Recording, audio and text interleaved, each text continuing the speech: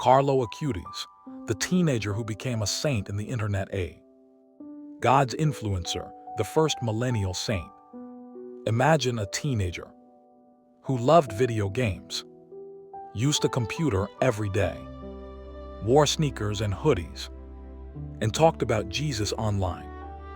At first glance, he looked like any normal teenager. But after his death, millions began calling him the saint of the internet.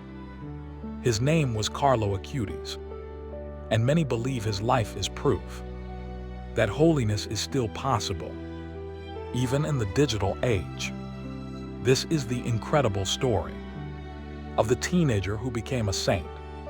Carlo Acutis was born in London in 1991 to an Italian family. Soon after, they moved to Italy, where Carlo would grow up in Milan. His parents were not deeply religious. Like many modern families, faith was present, but not central. Yet something unusual happened. At a very young age, Carlo developed a deep love for God. While other children focused only on toys and cartoons, Carlo asked questions about heaven, the saints, and Jesus. He especially loved the Eucharist. He once said, "The Eucharist is my highway to heaven." Even as a child, he would beg his parents to take him to church every single day, not once a week, every day. And slowly, his faith began changing the people around him, including his own mother. Carlo was not separated from modern life. He loved soccer. He enjoyed pets. He laughed with friends. He learned computer programming. And he was fascinated by technology. But unlike many people today, Carlo believed technology should bring people closer to God, not farther away. While teenagers were discovering the internet, Carlo had a mission. He wanted the world to know about Eucharistic miracles. So he taught himself web design, programming, editing, digital communication, and then he created a website documenting Eucharistic miracles from around the world. Imagine this: a teenager sitting at a computer late at night, using technology not for fame, not for money, but to help people believe in Jesus. That's why many now call him God's influencer. Long before Christian influencers became popular online, Carlo was already evangelizing through the internet. But nobody knew his life would soon be cut short. In 2006, when Carlo was only 15 years old, he suddenly became sick. At first, his family thought it was just the flu, but the truth was devastating. Carlo had aggressive leukemia. The disease spread rapidly.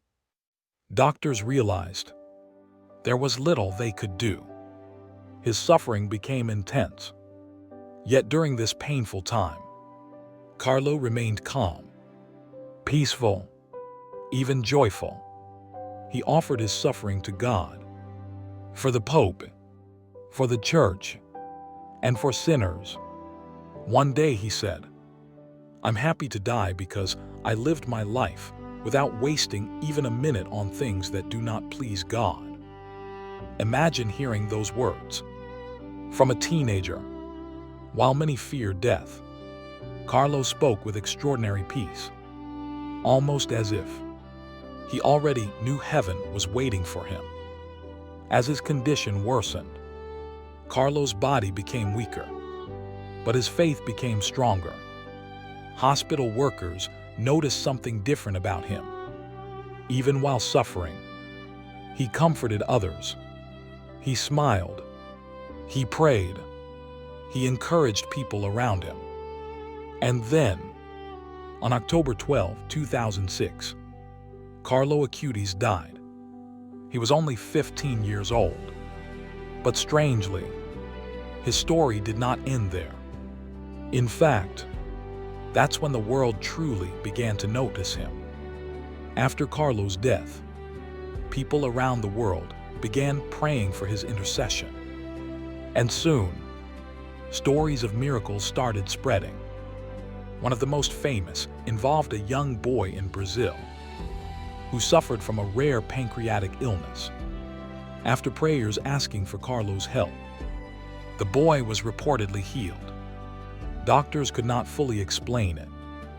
Then another miracle was investigated, involving a young woman who survived severe brain trauma after her mother prayed to Carlo.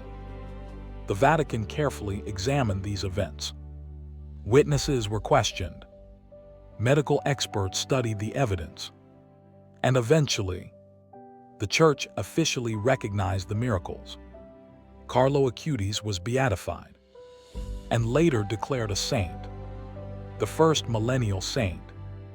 A teenager from the internet generation became an example for the entire world. When pilgrims visited Assisi, Italy, many were stunned because Carlo's body was displayed in a tomb, wearing jeans, sneakers, and a hoodie, not ancient robes, not royal clothing, just ordinary modern clothes. And suddenly, young people saw something powerful. Holiness was not only for people from centuries ago. A saint could look like them, use technology like them, live in modern society like them.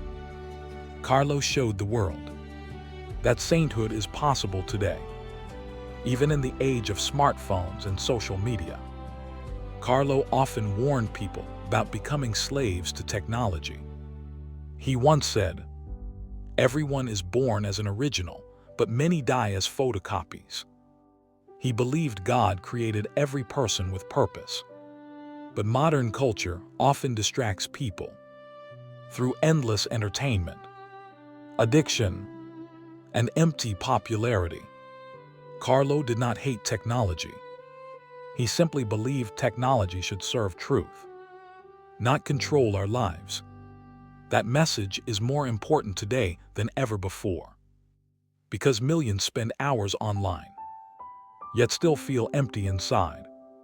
Carlo's life asks one important question: what if the internet could also become a place of faith, hope, and truth? Carlo Acutis never lived to adulthood. He never became rich, never became famous in the worldly sense. Yet after his death, millions around the world learned his name, because holiness shines brighter than fame, and faith lasts longer than popularity. Today, young people travel across countries to visit his tomb. Parents tell their children about him. Churches speak about him. And many believe Carlo's story is only beginning. A teenager with a laptop became one of the most inspiring Christian figures of this generation. Perhaps that is why his story touches so many hearts. Because in a noisy digital world, Carlo reminds us that even today, God can still raise saints, even from the internet generation.